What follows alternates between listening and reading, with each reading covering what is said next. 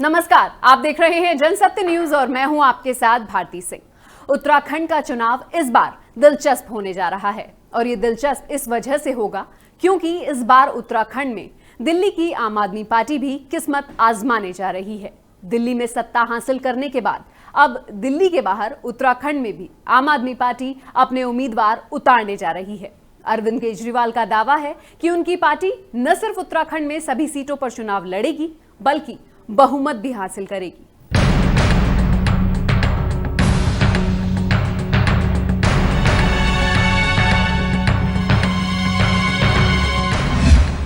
दिल्ली के बाद अब उत्तराखंड की तैयारी।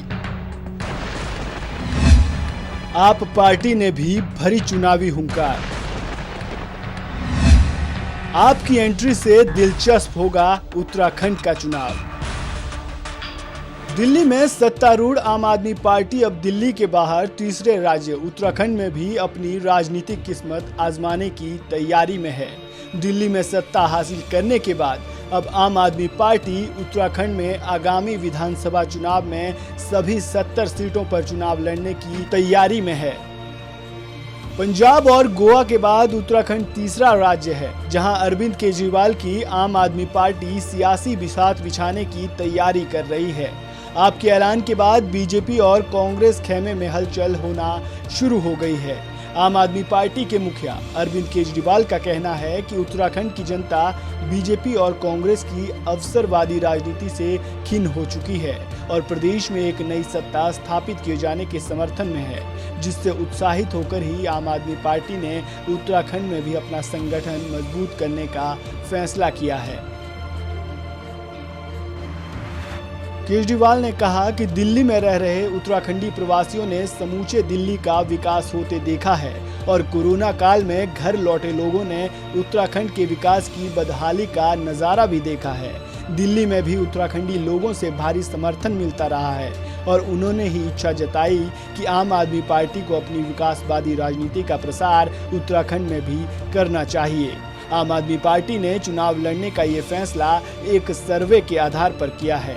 अरविंद केजरीवाल ने कहा कि 1.5 माह पहले हमने उत्तराखंड में एक व्यापक सर्वे करवाया जिसमें 64% लोगों ने आम आदमी पार्टी को उत्तराखंड की सत्ता में बेहतर विकल्प के रूप में देखा है। इसी फीडबैक के आधार पर आगामी विधानसभा चुनाव में सभी 70 सीटों पर अपनी किस्मत आजमाएगी। दिल्ली में अपनी जड़ें जमा चुकी आम आदमी पार्टी भले ही सर्वे के आधार पर चुनाव लड़ने का ऐलान कर रही हो, लेकिन आपके इस फैसले पर कांग्रेस की माने तो उन्हें फैसले से कोई फर्क नहीं पड़ता, जबकि बीजेपी ने तो इसे केजरीवाल का स्टंट बताया है और कहा कि वो पंजाब चुनाव में भी किस्मत आजमाने से पहले ऐसे दावे कर चुकी है, लेकिन पंजाब में उसका हश्र क्या हुआ ये सब जानते हैं। वहीं आम आदमी पार्टी की माने तो वो दिल्ली मॉडल के सहारे ही उत्तराखंड के राजनीतिक रण में उतरने को तैयार है। उसे विश्वास है कि लोगों ने दिल्ली में विकास होते हुए देखा है और वहां की जनता चाहती है कि उत्तराखंड में भी उसी तर्ज पर विकास हो।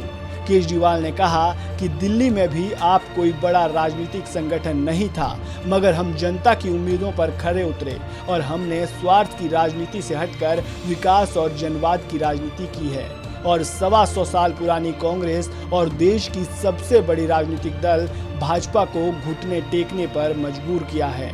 अगर उत्तराखंड में भी हमें भरपूर जनादेश मिलता है तो प्रदेश में भी स्कूलों और कॉलेजों की कायाकल्प पर देर नहीं लगेगी। दिल्ली विकासवाद का मॉडल हम उत्तराखंड में भी लागू कर देंगे।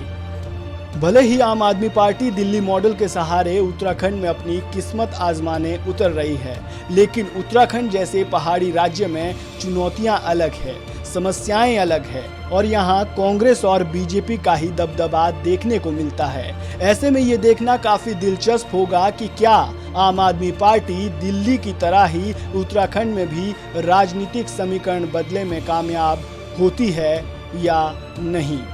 Bureau report, Jansatya news. Delhi में अपना दमखम दिखा चुकी आम आदमी पार्टी अब उत्तराखंड में झाड़ू चलाने के लिए कमर कस चुकी है, जिसके साथ ही इस बार के विधानसभा चुनावों में मुकाबला त्रिकोणीय होने वाला है। अब इस मुकाबले में आम आदमी पार्टी बाजी मारेगी या नहीं, ये तो आने वाला वक्त ही बताएगा। अगर आपको हमारी ये रिपोर्ट पसंद आई तो इसे लाइक करें, शेयर करें, हमारे चैनल को सब्सक्राइब करना ना भूलें। शुक्रिया।